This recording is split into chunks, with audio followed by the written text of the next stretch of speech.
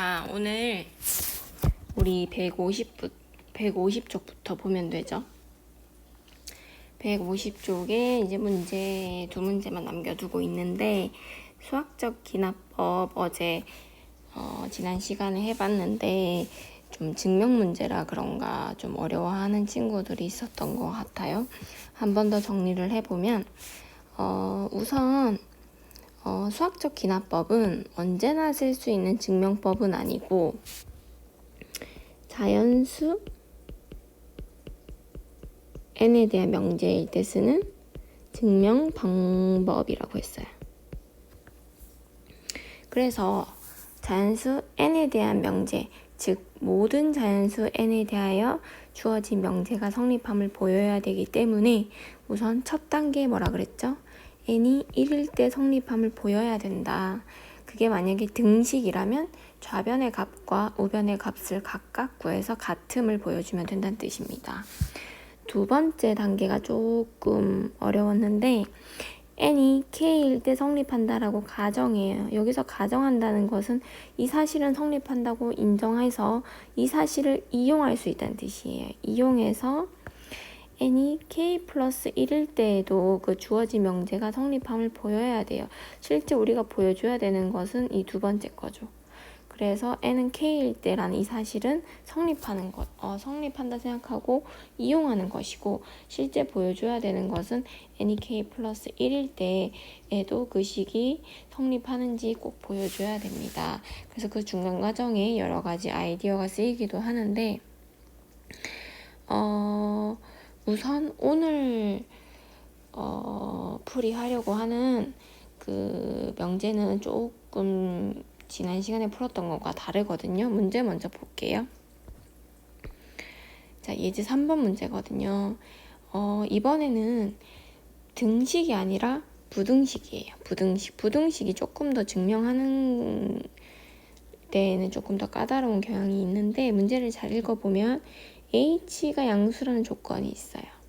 그리고 모든 자연수 n에 대하여긴 한데 앞에 뭐라고 적혀 있죠? n이 2 이상인 모든 자연수 n에 대하여. 그러니까 2부터 모두 성립한다는 뜻이겠죠. 이 부등식을 수학적 기납법으로 증명하시오. 왜냐면 실제로 부등식을 한번 보세요. n 자리에 만약에 1을 대입하면 좌변은 1 플러스 h 1제곱이 돼서 1 플러스 h가 됩니다.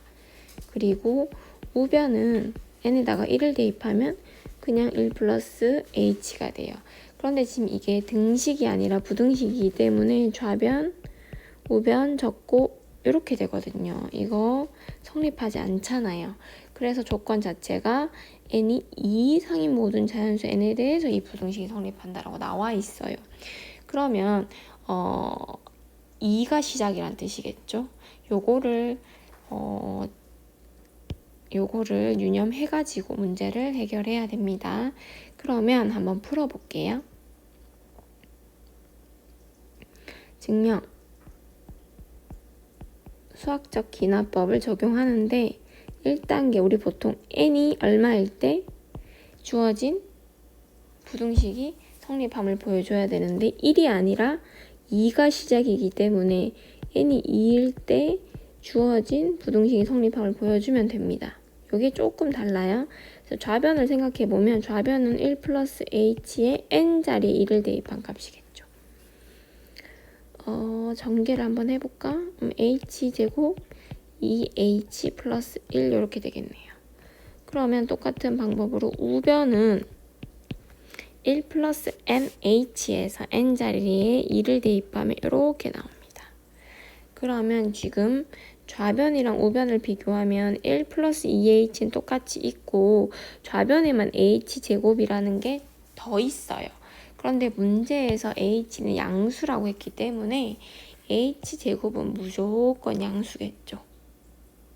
그러면 좌변이 더 큽니까? 우변이 더 큽니까? 당연히 h제곱을 가지고 있는 좌변이 더 크겠죠. 그래서 h제곱 플러스 2h 플러스 당연히 이렇게 되므로 1이 성립한다. 여기 1이라고 나와 있잖아요. 1이라는 부등식이 성립한다. 이렇게 간단하게 적어줄 수 있겠네요.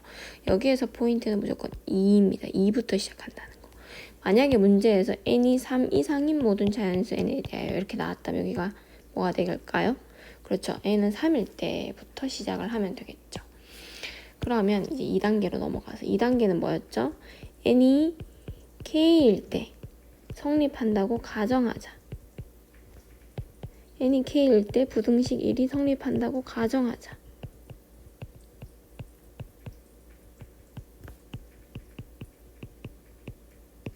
근데 여기서 조심해야 되고 여기서 k는 마찬가지로 2 이상이어야 되겠죠. n이 k일 때 성립한다라고 가정하자. k 자체가 2부터 시작한다 적어주는 게 좋습니다. 그러면 가정했기 때문에 n 대신에 k를 대입한 이 식이 성립한다는 뜻이겠죠. 그쵸? 그래서 요게 성립하니까 이걸 이용해서 우리는 n이 k 플러스 1일 때에도 성립하는지 확인을 해줘야 됩니다. 그러면 n이 k 플러스 1인 경우라는 것은 요 n 자리에, 즉 여기 k 자리에 k 플러스 1이 들어가면 되잖아요. 그럼 내가 하고 싶은 건 뭐죠? 여기를 k 플러스 1로 만들어주고 싶잖아. 근데 지금 이 k 자리는 지수거든요. 지수를 k 플러스 1로 만드는 방법이 뭘까요? 그렇죠. 이게 포인트예요. 양변에 누구를 곱해주면 된다? 1 플러스 h를 곱해보는 거예요. 곱하면 식이 어떻게 되죠? 1 플러스 h에 k에 1 플러스 h를 한 번 더 곱했다고요. 1 플러스 kh에다가 1 플러스 h를 똑같이 곱했다고요. 근데 1 플러스 h 자체가 h가 양수라고 했기 때문에 1 플러스 h도 양수니까 부등호 방향 바뀌지 않아요. 왜 1 플러스 h 곱해줬는지 알겠죠? 좌변을 정리하면 내가 원하던 지수가 지수 법칙에 의해서 여기 지수 1이니까 k 플러스 1로 바뀌거든요. 내가 만들어주고 싶은 모양이 이미 1 플러스 h에 k 플러스 1이라는 게 머릿속에 있었기 때문에 양변에 이거를 곱해야 되겠다고 생각을 한 거예요. 그리고 우변은 이렇게 되겠네요. 한 번 더 적어주면 됐나요? 그러면 내가 지금 보여주고 싶은 모양은 이거예요. 내가 마지막에 결론적으로 해주고 싶은 모양은 n자리에, 즉 k자리에 k 플러스 1이 들어가면 되니까 내 목표는 k자리에 k 플러스 1이 들어가면 되니까 나는 이걸 보여주고 싶거든요. 이거를 보여주고 싶은데 아직 확인되진 않았어요. 지금 여기까지 유도는 했단 말이에요. 그러면 지금 좌변은 이렇게 맞춰놨기 때문에 우변이 얘보다 얘가 이렇게 얘기하면 헷갈리죠. 지금 등식이 아니라 부등식이기 때문에 조심을 해야 되는데 이게 등식이라면 얘가 같음을 보여주면 끝나요. 하지만 지금 부등식이기 때문에 얘랑 얘를 가지고 생각을 해줘야 되는데 한번 적어볼게요. 1 플러스 kh 1 플러스 h 그리고 1 플러스 k 플러스 1의 h 누군지 알겠죠? 얘랑 얘를 가져왔을 때 내가 얘가 얘보다 크다면 얘는 그러니까 얘보다 얘가 크다면 얘가 얘보다 큰 거는 너무나 당연해지잖아요. 무슨 말이냐면 A가 B보다 커요. B가 C보다 커요. 그러면 A는 C보다 큰 게 너무나 당연하죠. 그쵸? 그래서 나는 이거를 보여줘야 된다는 뜻이에요. 요거는 했으니까. 그러면 내가 원하는 결과가 나온다는 뜻이거든요. 그러면 우리 보통 대소관계를 보여주려면 뭐를 해보면 된다. 그렇지, 뺄셈을 해보면 된다. 빼보면 된다. 뺐을 때 양수가 나오면 앞에 게 큰 거고 음수가 나오면 뒤에가 크다 이렇게 되거든요. 그래서 이 둘의 대소관계를 비교하기 위해서는 앞에서 뒤에 거를 빼보자. 그러면 누가 더 큰지 알 수 있다는 뜻입니다. 됐나요? 그래서 얘를 전개 한번 해볼게요. 앞부분 전개하면 1H 그 다음에 KH의 제곱 나오는 거 보이죠?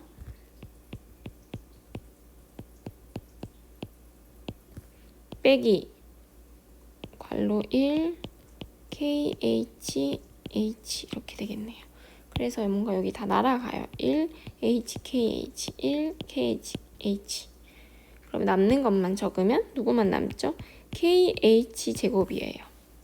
근데 이 값 자체가 K는 2 이상인 자연수라고 했고 H가 양수니까 H의 제곱도 양수예요. 그걸 곱했으니까 당연히 양수겠죠.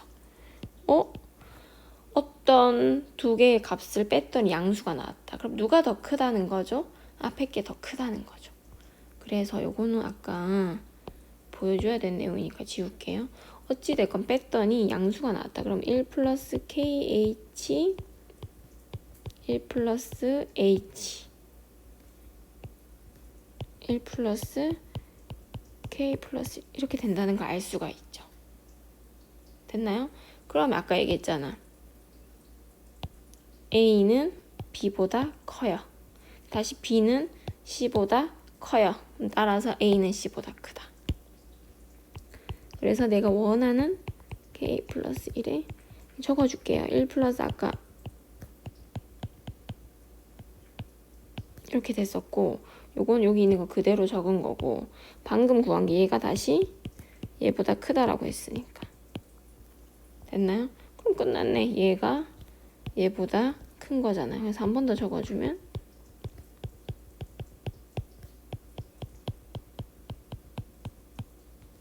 그럼 보세요. 여기 1 플러스 h의 n제곱 1 플러스 nh n이 k 플러스 1일 때도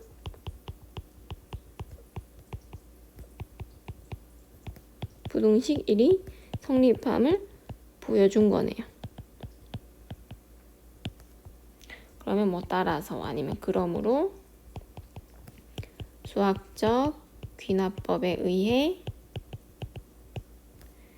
뭐 1이 아니죠. 인 모든 자연수 n에 대하여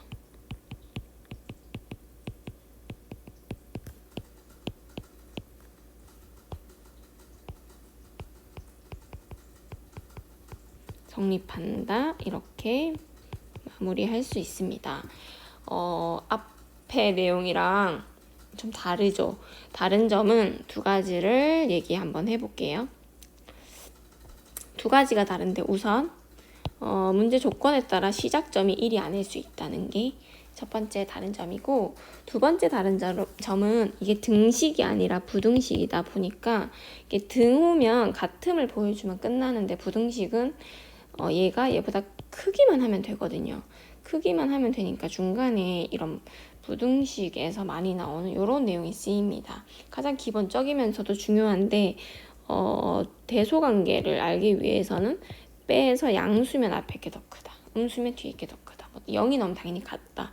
이런 아이디어가 중간에 쓰여서 이제 부등식이 성립함을 보여야 된다는 건 조금 더 까다로워요. 그래서 이 뒷부분에 한 번 더 다른 예제로 나오고 있는 겁니다. 그러면 우리 이거로는 연습이 좀 부족하니까 한 문제만 더 풀어볼게요. 문제 7번이거든요. 문제 7번 보면 여기 마찬가지예요. n이 얼마인 자연수에 대해서 2 이상인 모든 자연수 n에 대해서 다음 부등식이 성립함을 수학적 귀납법으로 증명하시오. 아까처럼 우리 증명을 편하게 위해서 1번씩 이렇게 적을게요. 증명을 한번 해봅시다. 자, 1단계 n이 얼마일 때 2에서 시작하니까 n이 2일 때 좌변과 우변을 각각 구해서 같은지 확인해 봅시다. 이거 조심해야 된다고 그랬어요. 요거 n이 1일 때는 1이에요. n이 2일 때는 2의 제곱분의 1이에요. 이렇게 생각하면 안 된다 그랬지. 무슨 말이냐면 n이 1일 때는 1이에요.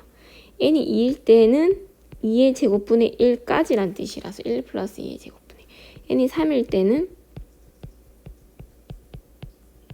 이렇게 생긴 거예요. 이해하죠? 그래서 여기서 n이 2일 때 좌변은 2의 제곱분의 1이 아니라 1 플러스 2의 제곱분의 1이다. 그쵸? 그러면 계산하면 1 플러스 4분의 1이라서 4분의 5가 되겠네요. 우변은 2 빼기 n분의 1이니까 n이 2였죠? 그러면 2분의 얼마? 3 이렇게 되겠네요.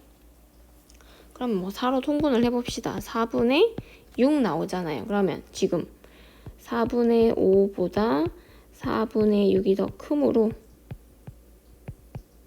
오른쪽이 더 크므로 1이 성립한다. 1단계 끝났고 2단계 n이 뭐죠? k일 때 사실 여기다 바로 적어줘도 돼요. 그럼 여기서 k는 당연히 2 이상인 자연수부터 시작한다는 뜻이에요. n이 k일 때 성립한다고 가정하자.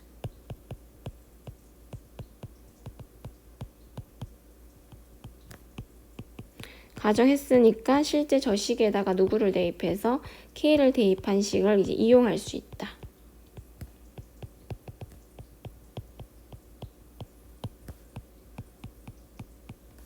요 식을 이용할 거예요. 이용. 근데 내가 보여줘야 되는 거는 얘를 이용할 건데 마지막에 내가 보여줘야 되는 모양은 이 모양이 나와야 되잖아요. k 제곱분의 1을 지나서 누구다? k 플러스 1의 제곱일 때 이게 나오면 끝나는 거잖아요. 그럼 중간에 도대체 뭘 해줘야지 이 모양이 나올 수 있을까를 생각해야 된다는 뜻인데 좌변에 보통 맞추거든요. 좌변을 보면 지금 k제곱분의 1까지는 여기 나와 있기 때문에 어차피 이 식은 이용할 거기 때문에 여기 뭐만 추가하면 된다. 얘만 있으면 되잖아요. 그래서 양변에 얘를 한번 더해줘 보자 이 뜻이에요. 그래서 양변에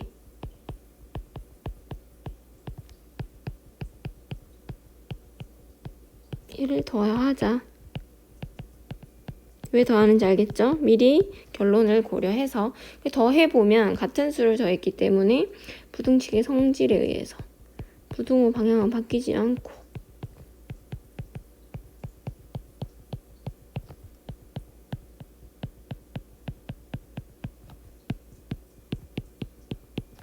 더해줬으니까 얘만 추가해서 이렇게 적어주면 되겠죠. 그러면 끝났어요. 자, 내가 아까도 얘기했지만 지금 여기서 뭐를 보여줘야 되냐면 여기서 요것만 보여주면 끝난다는 뜻이에요. 여기 얘 이게 만약에 이렇게 된다면 얘가 얘보다 작은 거 보여줄 수 있잖아요. 그럼 요거를 보여주기 위해서는 뭐 여기에서 여기를 빼보면 되겠죠. 그래서 음수가 나와야지 얘가 더 작은 거니까. 됐나요? 그래서 나는 어떻게 할 거냐면 중요한데 여기 우변에다가 실제로 내가 이 모양이 나와야 되니까 빼기 해보는 거예요. 그러니까 얘와 얘를 누가 더 큰지 비교하기 위해서 빼는 거예요. 얘와 얘를 누가 더 큰지 비교하기 위해서 빼는 거예요. 그러면 얘는 이제 지워요. 좀 이따 나와야 되는 결론이니까. 빼보면 우선 2는 소거되죠. 2는 소거되고 남는 것만 한번 적어볼게요. 적어보면 마이너스 k분의 1 플러스 k 플러스 1의 전체 제곱 마마니까 플러스 이렇게 되죠.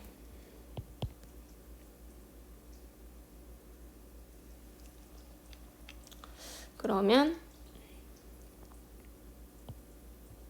통분을 한번 해볼까? 통분을 해보면 k 플러스 1의 제곱으로 통분을 해야겠네요. 그쵸?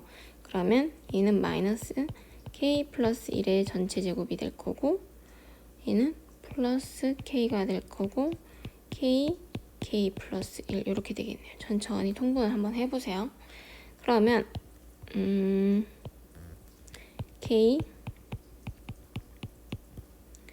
마이너스 k제곱 마이너스 2k 마이너스 1 플러스 k제곱 플러스 k 여기도 없어지나?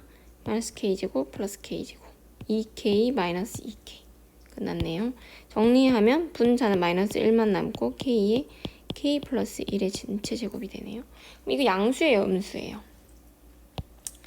여기는 양수, 여기도 양수. 근데 분자가 음수니까 전체는 음수.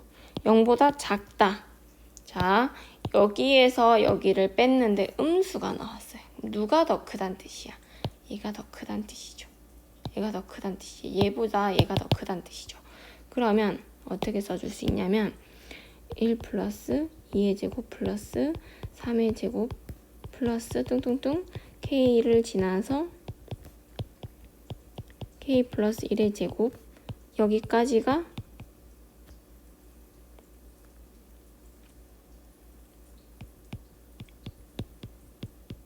위에서 한번 적었던 식인데 다시 얘보다 작다는 걸 내가 보여줬거든요. 그러면 얘가 얘보다 작은 건 너무나 당연하죠. 그래서 한 번 더 적어줄게요.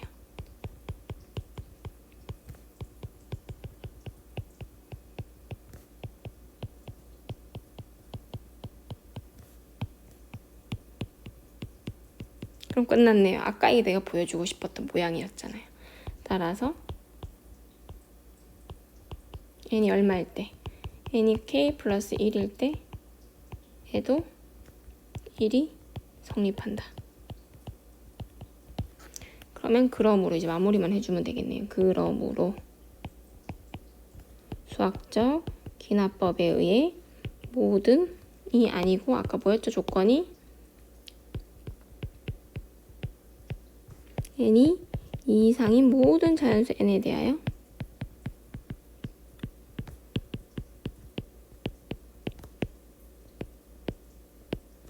일이 성립한다. 이렇게 해주면은 증명은 끝나게 됩니다. 사실 이런 말들은 적기는 적는데 뭐 이렇게 사실 중요한 거는 이 부분이죠. 이 부분 2단계.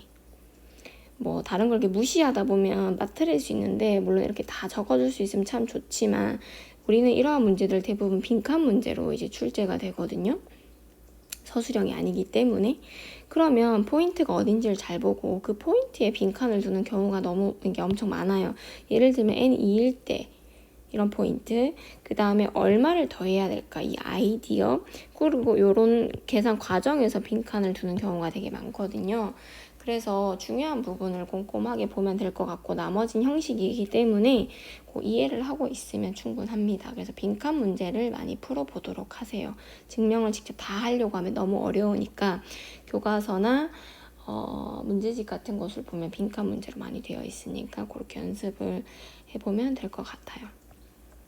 자, 우리가 진도는 여기까지예요. 시험 진도는 이제 끝났고 진도가 끝났다고 해서 뭐 머릿속에 모든 내용이 들어있다라고 생각하지 않거든요.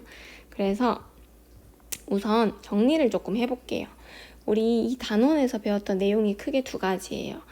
첫 번째는 수열의 귀납적 정의였고 두 번째가 이제 조금 전까지 풀었던 수학적 귀납법이거든요.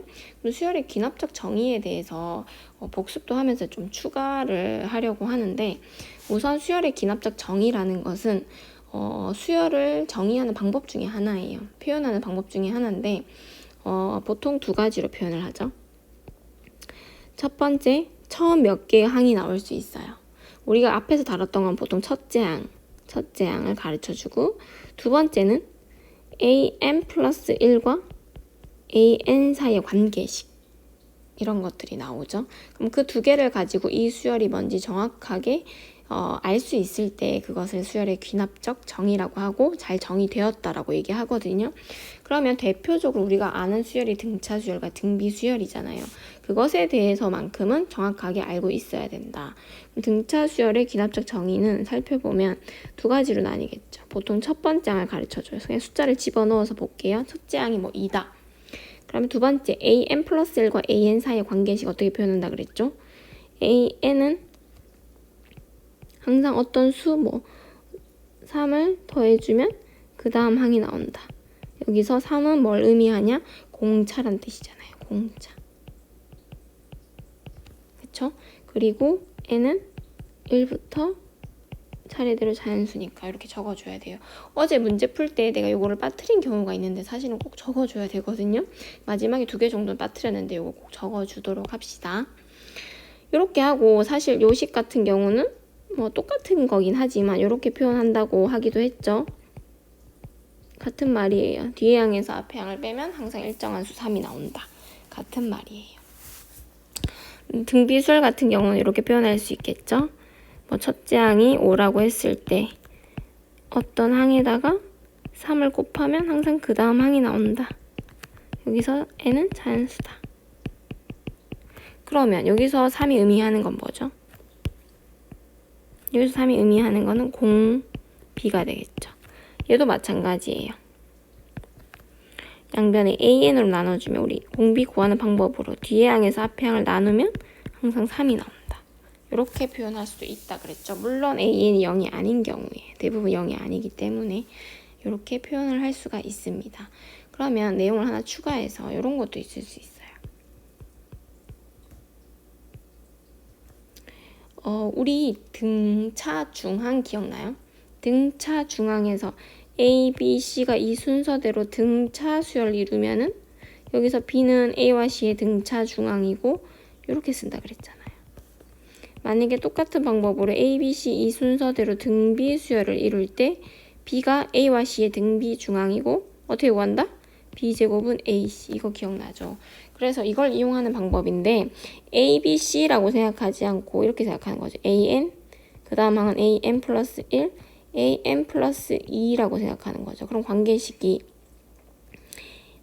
AN 플러스 1 중간에 등차 중항은 2배의 AN 더하기 AN 플러스 2라고 쓸 수도 있잖아요. 같은 말이잖아요. 그쵸? 물론 여기서 N은 당연히 자연수 1부터 차례대로 이렇게 나올 수도 있어요. 그러면 이것도 하나의 관계식이니까 이것만으로는 이 수열이 뭔지 알 수 없어요. 이게 등차 수열이라는 건 알지만 어제도 얘기했지만 시작점이 누군지 모르죠. 그래서 첫째 항을 만약에 가르쳐줬어요. 1이라고. 그럼 이렇게 하면 충분할까요? 첫째 항이 1이야.